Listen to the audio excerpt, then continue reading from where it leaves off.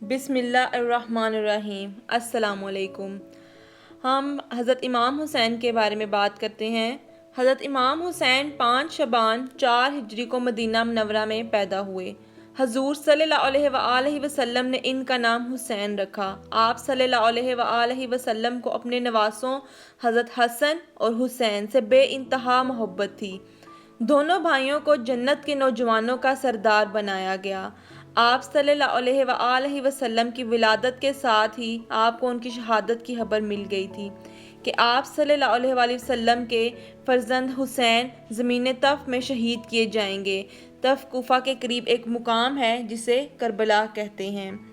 ابھی یزید کے بارے میں آپ کو تھوڑا بہت بتاتے ہیں۔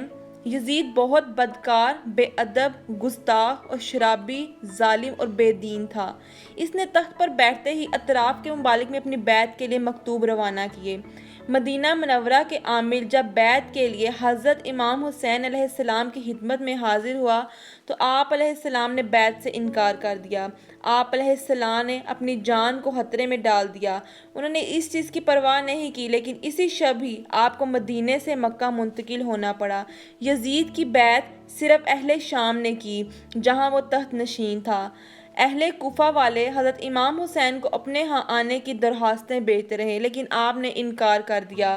امام حسین نے اپنی جگہ مسلم بن عقیل کو بھیجا۔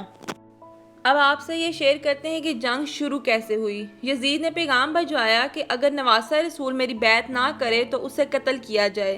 یزید کے قافلے نے حضور صلی اللہ علیہ وآلہ وسلم کے خاندان کو چاروں طرف سے گھیرا ہوا تھا۔ امام حسین شب عاشور اپنے تمام ساتھیوں کو بلاتے ہیں اور کہتے ہیں یہ جو فوج تم دیکھتے ہو سب میرے خون کے پیاسے ہیں اور کل مجھے قتل کیا جائے گا۔ اے لوگو، تم مدینے سے یہاں تک تم نے میرا بہت ساتھ دیا ہے۔ میں کہتا ہوں تم لوگ اپنے اپنے گھروں کو واپس چلے جاؤ، تمہاری جنت کا ضامن میں ہوں۔ لوگ ادھر ادھر دیکھنے لگے۔ آپ کیا فرما رہے ہیں؟ کیا آپ کو چھوڑ کر چلے جائیں؟ امام حسین فرماتے ہیں اے لوگو، تم سب کو شہادت کا مرتبہ اللہ کے رسول سے میں لے کر دوں گا، چلے جاؤ چلے جاؤ۔ جب امام حسین نے لوگوں کے چہروں کی طرف دیکھا تو کہا کہ شاید تم لوگوں کی آنکھوں میں شرم نے مارا ہے، اور عباس کو حکم دیا کہ چراغ بجھا دو، اور امام حسین سر جھکا کر بیٹھ گئے۔ کچھ دیر بعد چراغ جلایا گیا۔ امام حسین دیکھتے ہیں کہ ایک مولا کا چاہنے والا کہتا ہے کہ اے نواسہ رسول، ان ظالموں کے درمیان آپ کو تنہا چھوڑ کر چلے جائیں، ہماری جانیں آپ پر قربان ہیں، اگر آپ کہیں تو ہم ابھی اپنی گردنیں اڑا دیں گے۔ حضرت امام حسین نے حکم دیا کہ اللہ کی عبادت میں مشغول ہو جاؤ، کل ہمیں اللہ کے دین پر قربان ہونا ہے۔ حضرت امام حسین کی جنگ سے پہلے آنکھ لگ گئی۔ آنکھ کھلی تو ہنسنے لگے۔ بہن نے پوچھا کہ یہ کوئی ہنسنے کا موقع ہے؟ کہنے لگے اللہ کے نبی کا دیدار ہوا ہے۔ کہنے لگے میں لینے آ چکا ہوں۔ اگلا دن آتا ہے تو جنگ شروع ہوتی ہے تو ایک ایک مولا کا چاہنے والا ایک ایک کر کے شہید ہو جاتا ہے۔ حضرت امام حسین شدید زخمی حالت میں خیمے میں آتے ہیں اور کہتے ہیں تم سب کو حسین کا آخری سلام قبول ہو۔ زینب سے کہتے ہیں کہ میرے بعد تمہیں قید کیا جائے گا۔ امام حسین میدان میں جاتے ہیں اور سب سے کہتے ہیں اے لوگو، پہچانو میں تمہارے رسول کا بیٹا ہوں، میں وہ ہوں جس کو رسول اپنے کندھوں پر سوار کرتے تھے، میں وہ ہوں جس کے لیے رسول صلی اللہ علیہ وآلہ وسلم اپنا سجدہ لمبا کر دیتے تاکہ مجھے تکلیف نہ ہو۔ عصر سے پہلے سب کے ساتھ نیزوں پر چڑھ چکے تھے۔ حضرت امام حسین بے بس ہو چکے تھے۔ سارا قافلہ اللہ کے پاس پہنچ چکا تھا۔ ہر کوئی آپ پر وار کرنے سے گھبراتا تھا۔ شمر نے لان تان کی تو زورہ بن تمیمی اس نے آپ پر نیزے کا وار کیا جو آپ کے سینے پر لگا اور آپ گر گئے۔ اضحیٰ بن حولہ آگے بڑھا تو گردن کاٹنے لگا، لیکن قریب آیا تو کانپتے ہوئے پیچھے ہو گیا۔ سنان بن انس نے کہا کم بخت، ایک زخمی کا سر نہیں کاٹ سکتا؟ تو اس نے آ کر آپ کی گردن پر تیر مارا۔ ان لاشوں کو دفن نہیں کیا گیا جو ان کے لشکر میں مرے تھے، انہیں دفن کیا گیا، صرف ان کی گردنیں کاٹی گئی تھی۔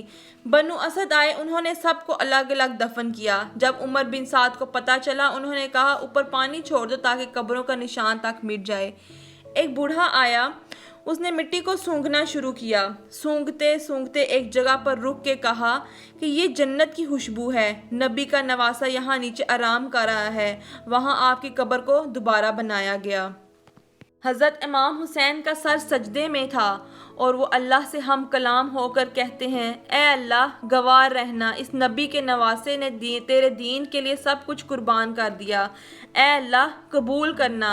اللہ کا شکر کر رہے تھے، اللہ کی حمد و ثنا کر رہے تھے، اتنے میں شمر نے آپ کا سر گردن سے الگ کر دیا۔ حضرت زینب کا حوصلہ دیکھیں، ایک طرف بچوں کو ذبح ہوتے دیکھ رہی ہے تو دوسری طرف بھائی کا سر نیزے پر چڑھتے دیکھ رہی ہے۔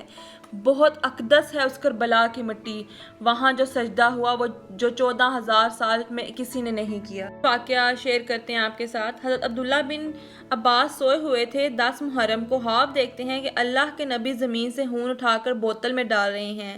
آپ نے پوچھا یا رسول اللہ یہ کیا ہے؟ آپ نے کہا یہ حسین اور اس کے ساتھیوں کا خون ہے، میں جمع کر رہا ہوں، میں قیامت کے دن ان کا وکیل بن کر آؤں گا۔ دوستو ہمارے لیے ایک پیغام ہے میدان کربلا کا۔ کمال کا حوصلہ تھا کربلا کے شہیدوں کا، وہاں پر شکر کرتے تھے جہاں پر صبر کرنا مشکل تھا۔ آج دنیا یزید پر لعنت کرتی ہے اور حسین آج بھی دلوں میں زندہ ہے۔ وہ تو دنیا کو دکھانا تھا منظر کربلا، ورنہ جو چھری ابراہیم کے بیٹے پر نہ چلی وہ نبی کے نواسے پر کیا چلتی۔